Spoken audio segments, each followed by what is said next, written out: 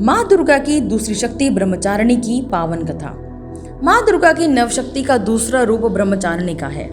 यहाँ ब्रह्मा का अर्थ है तपस्या से। माँ दुर्गा का यह स्वरूप भक्तों और सिद्धों को अनंत फल देने वाला है।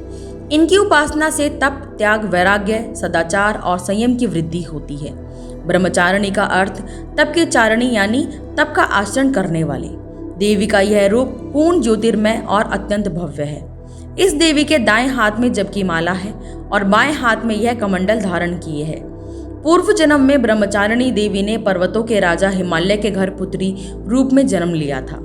साथ ही नारद जी के उपदेश से भगवान शिव को पति रूप में प्राप्त करने के लिए घोर तपस्या की थी। इस कठिन तपस्या के कारण इन्हें तपस्यारिणी अर्थात ब्रह्मचारिणी नाम से अभिहित किया गया।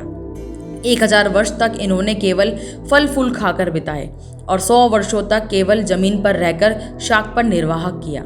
कुछ दिनों तक कठिन उपवास रखे और खुले आकाश के नीचे वर्षा और धूप के घोर कष्ट सहे।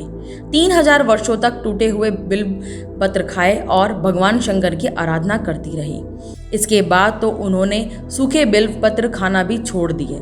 कई हजार वर्षों तक निर्जल और निराहार रहकर तपस्या करती रही। पत्तों को खाना छोड़ देने के कारण ही इनका नाम अपर्णा नाम पड़ गया। कठिन तपस्या के कारण देवी का शरीर एकदम क्षीण हो गया।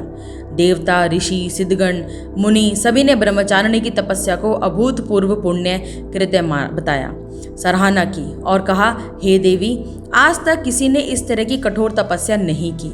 यह तुम्ही से ही संभव थी। तुम्हारी मनोकामना परिपूर्ण होगी और भगवान चंद्रमौली शिव जी तुम्हें पति रूप में प्राप्त होंगे। अब तपस्या छोड़कर घर लौट जाओ। जल्दी तुम्हारे पिता तुम्हें बुलाने आ रहे हैं। माँ की कथा का सार यह है कि जीवन के कठिन संघर्षों में भी मन विचलित नहीं होना चाहिए। माँ ब्रह्मचारिणी देवी की कृपा से सर्वसिद्धि प्राप्त होती है। माँ ब्रह्मचारिणी का स्तोत्र पाठ।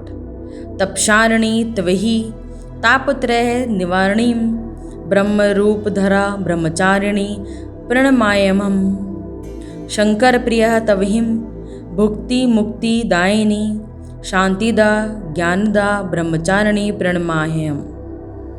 जय दुर्गा मैया। अगर आपको ये कहानी अच्छी लगी है तो हमें कमेंट में जय माता दी जरूर लिखिएगा। फिर मिलेंगे नई कथा के साथ। तब तक के लिए राधे राधे।